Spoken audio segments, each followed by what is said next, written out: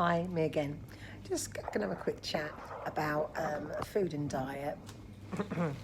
And I will talk about FODMAP hopefully one day on here as well, which is very important for lots of people on here if they get bloating. So I'm talking about those days where your stomach's here, but then the next moment you feel like it's there. And it could even look like that. For most of us, especially with DR, diastasis recti, that can happen. And I've had severe bloating since having diastasis recti, very uncomfortable. I was always a very windy person. I remember my GP when I was younger used to do that hit test on your tummy and you'd hear bob, bob, bob, bob, and he's going, oh, you've got a lot of wind in there.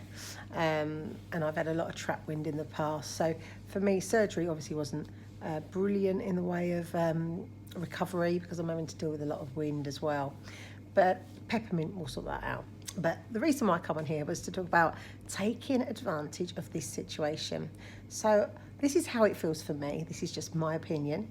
So the way I feel today is, and I've felt since that I just don't want to eat now.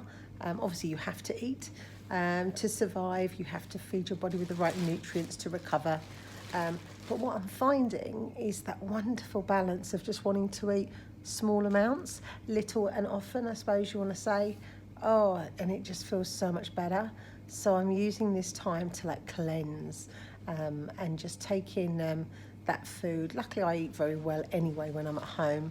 So I'm just going to take in all the nutrients that I'd normally take in because it's best for your body to deal with foods it normally deals with.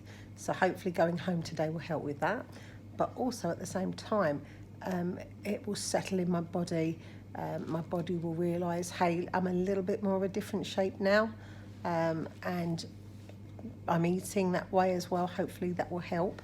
Maybe I might lose some more weight, be fab. Before I could only get to a certain point and I wouldn't lose any more. I'm not the type to over lose and calorie count to be a certain weight on the scales.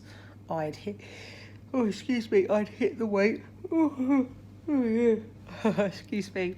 I'd hit the weight that I needed to be in my head and with the NHS in the way of where you should be. But I looked so much bigger, which is what I couldn't realise, I couldn't understand and realise how I'm not getting. So round up again about food and diet. Just whilst you're in here, and whilst you're at home recovering, make sure you've got all good stuff in the cupboard and fridge, things maybe that will help you poo, things that will help your digestive system themselves. Hopefully you just have my stomach grumble then, which is fab. The good thing is I don't feel like I'm starving, so I've taken advantage of that and I'm just eating. When the meals come, I know I've got to eat, because to make my bowel work, I've got to eat. I've got to put something in the top, then I've got to walk around and I've got to drink water, and gradually it'll work its way out of me. I've been eating little and often. So breakfast, lunch and dinner, and in between I've been having oranges. Oh, I love an orange. So I've been having oranges. Absolutely no junk, no chocolate. I didn't really need chocolate anyway. When I go home, I've got some dark chocolate that I'll be having from Aldi's. It's orange and black chocolate. Oh, it's really nice. So that will be my little treat when I go back. But I'm just ready to go home. Looking forward to eating my own diet now, because that will challenge my bowel better or make my bowel work better.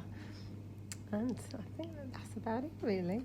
I will give you a breakdown of some more bits and bobs as I go, and apologies for how I look.